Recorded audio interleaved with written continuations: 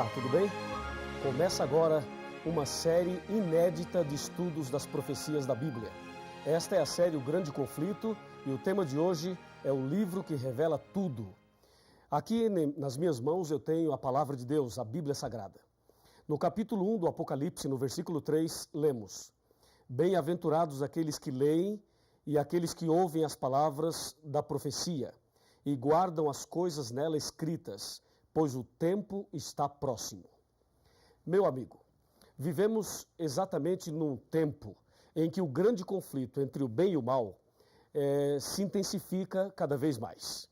E a palavra de Deus, a Bíblia Sagrada, é a base, é o livro-chave para nos mostrar exatamente em que posição devemos estar, que posição tomar nesse grande conflito.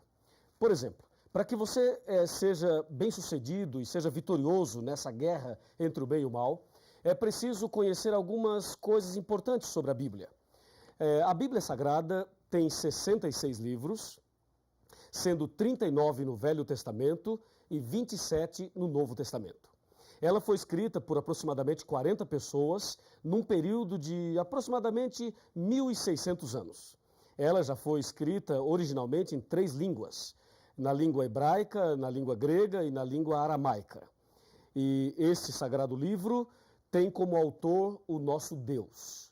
Ele deixou esse sagrado livro para que nós pudéssemos conhecer a sua vontade e para que pudéssemos também saber a revelação dele para a nossa vida nesse contexto da luta entre o bem e o mal. Me acompanhe agora que eu tenho algo muito importante a te mostrar. Por exemplo, a Bíblia Sagrada está subdividida em 5 pequenas partes. A primeira parte é história, a segunda é poesia, a terceira profecia, a quarta evangelhos e a última cartas. Vamos analisar uma a uma. Por exemplo, história. Os livros históricos da Bíblia começam em Gênesis e vai até o livro de Esther, incluindo o livro de Atos dos Apóstolos, que se encontra no Novo Testamento. A parte histórica da Bíblia, aproximadamente 90% do que está escrito lá se entende como se lê. E apenas 10%, mais ou menos, foi escrito numa linguagem simbólica profética. Então, entenda bem, a parte histórica da Bíblia são os livros que registram a história da criação, a história de Adão e Eva, a história da queda, a história de Davi e Golias, de Sansão e Dalila, do povo de Israel, os livros históricos. Esta é a primeira parte da Bíblia. A segunda é poesia. A poesia são livros que foram escritos numa linguagem poética. Por exemplo, eu tenho aqui Jó, Salmos, Provérbios, Cantares, ou seja, Cântico dos Cânticos. E também o livro de Eclesiastes. Esses livros são poéticos. E de todos eles, a poesia mais conhecida se encontra nos Salmos, que é o Salmo 23. Lembra? O Senhor é meu pastor e nada me faltará. São os livros poéticos. Destes, aproximadamente 85% do que está escrito lá se entende também como se lê. E aproximadamente 15% é numa linguagem também simbólica, figurativa. A terceira parte é a parte da profecia, que envolve o livro do Apocalipse e também o livro de Daniel.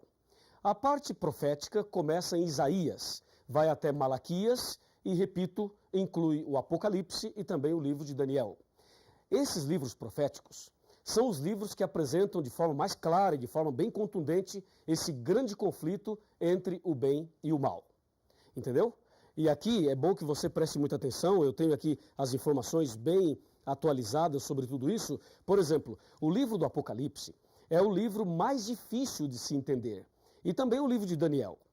Mas existem outros livros proféticos, como acabei de mencionar a você. Esta é a terceira parte da Bíblia.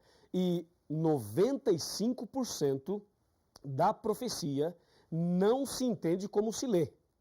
Veja, os livros históricos e poéticos, se você ler nesses livros, água é água mesmo. Se você ler mulher, é mulher mesmo. Vento também é isso mesmo. Ou seja, se entende como se lê. Mas na profecia não se entende como se lê. Água significa outra coisa, mulher significa também uma outra coisa, e assim sucessivamente. A quarta parte da Bíblia é a parte dos evangelhos. Os evangelhos são 4, Mateus, Marcos, Lucas e João. Esses livros narram a vida de Jesus desde o seu nascimento, também o seu sacrifício, a sua morte e a sua ressurreição, e falam ainda da volta de Jesus. No caso dos evangelhos, 85% deles se entende como se lê, e aproximadamente 15% é o que a Bíblia apresenta como parábolas, são as parábolas. E a última parte, as cartas, ou epístolas, que começam em Romanos e vai até Judas. Lembrando que esse Judas não é o Iscariotes, é o outro Judas. Assim, nós temos as 5 partes da Bíblia. Pensa comigo e me acompanhe no raciocínio agora. Esse raciocínio das 5 partes da Bíblia, eu penso que é a mais importante para que você entenda exatamente o que é e como entender a Bíblia Sagrada. Voltemos o nosso pensamento um pouquinho para a parte histórica. A parte histórica da Bíblia, os primeiros livros especialmente. Esses livros são fundamentais. Porque, na verdade, lá no começo, em Gênesis, especialmente, também Êxodo, especialmente esses dois, eles narram para nós o início desse conflito. E se você ligar Gênesis e Êxodo com o Apocalipse, vai perceber que esse conflito entre o bem e o mal começou no céu. Apocalipse 12, versículo 7. Depois, a parte poética vem trazendo mensagens de esperança, de conforto e de segurança. Depois nós temos as profecias, que eu vou falar por último. Vamos agora para os evangelhos, que são 4. O caso dos evangelhos é um caso muito interessante, porque 85% deles se entende como se lê. Pensa comigo o seguinte, Jesus estava andando e encontrou um homem cego, ok? Colocou a mão sobre ele e disse, vê, e o cego viu. Eu pergunto, isto é simbólico ou isto aconteceu de fato? Com certeza, aconteceu de fato. Pense num outro acontecimento. Jesus estava caminhando, encontrou um paralítico e disse a ele, que queres que eu te faça? E o paralítico disse, Senhor, eu quero ficar bom, eu quero andar. E Jesus então diz, levanta-te, toma a tua cama e anda. E o paralítico levantou e andou. Isto é simbólico ou é literal? Com certeza é literal, porque isto aconteceu de fato. Agora pense de outra forma. Jesus disse certa ocasião, eu sou o bom pastor e você é a ovelha. Eu pergunto, você é uma ovelha? Claro que não, você é uma pessoa. Tem 2 pernas, 2 pés. Uma ovelha tem 4, não é verdade? Então você não é uma ovelha, mas Jesus disse que você é uma ovelha e disse que ele é o pastor. Aí você tem uma linguagem simbólica, uma linguagem figurativa. Jesus também mencionou e advertiu com respeito ao trigo e o joio. O trigo são as pessoas fiéis e o joio são as pessoas infiéis. Aí você percebe uma outra linguagem simbólica. É claro que você não é trigo e você também não é joio, mas estas palavras revelam a característica ou as características daqueles que são fiéis e daqueles que são infiéis. Assim você percebe que os evangelhos, 85% se entende como se lê e 15% não se entende como se lê. São as parábolas. E as cartas também. As cartas ou as epístolas, 90% se entende como se lê e 10% não. Mas o mais interessante está ligado à profecia. As profecias da Bíblia, elas foram escritas numa linguagem simbólica, especialmente o Apocalipse, o livro de Daniel. São carregados de simbolismos, e isto é algo que preocupa muita gente. E há muitas pessoas que não gostam de estudar a profecia porque não entendem. Vamos observar algumas coisas da profecia. Abra sua Bíblia aí, eu vou abrir a minha aqui também para dar um exemplo. Vejamos Apocalipse capítulo 7, versículo 1. Aqui diz, abriu a sua Bíblia? Ok? Então vamos ler. Depois disto vi 4 anjos em pé nos 4 cantos da terra, conservando seguros os 4 ventos da terra, para que nenhum vento soprasse sobre a terra, nem sobre o mar, nem sobre árvore alguma. Percebeu alguma coisa diferente? Se você não percebeu, eu vou ajudá-lo. Aqui diz que tem 4 anjos nos 4 cantos da terra, segurando os ventos. Primeiro problema, a terra é quadrada?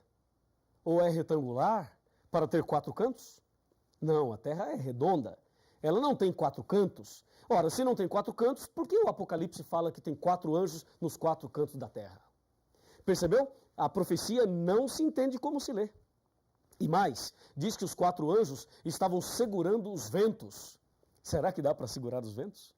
E será que os anjos estão impedindo os ventos de soprarem? Claro que não, porque se isto acontecesse, nós estaríamos mortos. Então, ficou claro que a profecia não se entende como se lê. E aí você deve pensar, pastor, como é que se entende? Calma, nós vamos chegar lá. Esse é apenas o primeiro estudo dessa série. Veja um outro exemplo. Abra sua Bíblia em Apocalipse 12 e confira comigo o que diz o Apocalipse 12. Versículo 1. Viu-se grande sinal no céu, a saber, uma mulher, vestida do sol, com a lua debaixo dos pés e uma coroa de 12 estrelas sobre a cabeça. E aí? Na sua cidade, na sua rua, no seu bairro, você já viu uma mulher assim? Claro que não, não existe. As mulheres são bonitas, não há dúvida nenhuma, mas uma mulher como esta aqui não existe. E se não existe, por que o Apocalipse apresenta uma mulher assim? Percebeu? Mais uma prova de que a profecia não se entende como se lê, até porque uma mulher assim não existe. Ela não é. E se você observar aqui, o capítulo 13, e aqui está o ponto que as pessoas têm medo, ficam assustadas, mas não fique com medo, porque a Bíblia vai nos revelar tudo nesta série do grande conflito. Veja Apocalipse 13, versículo 1. Vi emergir do mar uma besta que tinha 10 chifres e 7 cabeças, e sobre os chifres 10 diademas, e sobre as cabeças nomes de blasfêmia. E aí? Imagine uma besta saindo do mar. Isso é assustador, não é? E algumas pessoas acham que é pecado ir à praia porque a besta vai sair do mar. Que absurdo, é ou não é? Sabe por que as pessoas erram? Sabe por que as pessoas interpretam erradamente a Bíblia e pregam uma coisa que a Bíblia não diz, não ensina? É justamente porque não estudam a Bíblia. E você está de parabéns porque está aqui hoje estudando a Bíblia conosco. Em São Mateus capítulo 22, versículo 29, está escrito assim, errais por não conhecer as Escrituras e nem o poder de Deus. Esse é o problema das pessoas. Não estudam a Bíblia, por isso erram. Mas eu tenho certeza absoluta que a partir de hoje você não errará mais, porque nós vamos conhecer a verdade da Bíblia. A Bíblia nos revelará tudo que você precisa saber para vencer nesse grande conflito, para ser vitorioso nessa guerra entre o bem e o mal. Aliás, eu quero dizer a você o seguinte, Jesus esteve nesse mundo. Jesus veio a esse planeta há mais ou menos 2000 anos atrás. E Jesus morreu na cruz. E quando ele morreu na cruz, ele estava pagando o preço do pecado e ali na cruz ele estava conquistando a humanidade e vencendo essa luta entre o bem e o mal. Ou seja, nesse grande conflito, Jesus já é vitorioso. E uma grande notícia para você. Se você tem Jesus no coração, se você anda com Jesus, então você também é mais do que vitorioso. Não é maravilhoso saber disso? Por isso é importante o estudo da Bíblia. E agora, pense comigo na frase final. Me acompanha aqui. Aqui tem uma frase final para você. Por favor, chegue mais perto. Vamos conversar. Pode chegar mais perto, um pouquinho mais. Olhe bem dentro dos meus olhos. Está olhando? É o seguinte, eu não te conheço. Não sei o seu nome, não sei quem você é, não sei onde você mora. Mas eu sei que você deve ter suas lutas, seus problemas, suas dificuldades. Deus conhece você e Deus também me conhece. E eu não sei exatamente por que você está aqui hoje estudando a Bíblia. Mas uma coisa eu te digo em nome de Jesus. Em João 8,32 está escrito aqui na palavra de Deus o seguinte: e conhecereis a verdade, e a verdade vos libertará. Se você conhecer a verdade a partir de agora, se você fizer essa série completa, você vai conhecer toda a verdade. E Deus vai libertar você. Vai transformar sua vida. Vai fazer de você a pessoa mais feliz do mundo. E nesse grande conflito, você será vitorioso. Você será vitoriosa. Presta atenção, minha amiga. Presta atenção, meu amigo. Eu vou orar por você.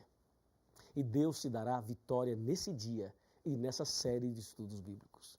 Você não quer aceitar fazer o curso completo e não quer ter Jesus no coração e você não deseja ser vitorioso também nessa guerra entre o bem e o mal? Que pergunta que eu estou fazendo. É claro que você deseja, é claro que você quer. E se você assim deseja, se você quer isto, então feche os seus olhos e vamos falar com Deus. Querido Pai Celestial, muito obrigado por esse primeiro estudo da Tua Palavra.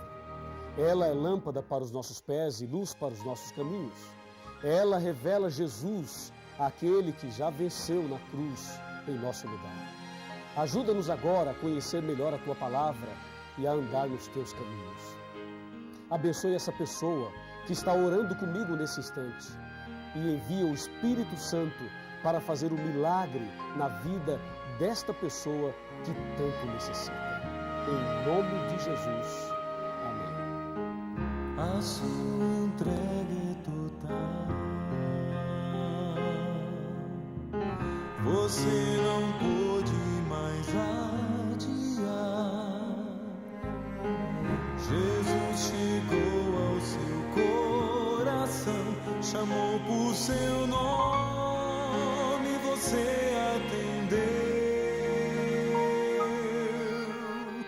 Algumas lágrimas vêm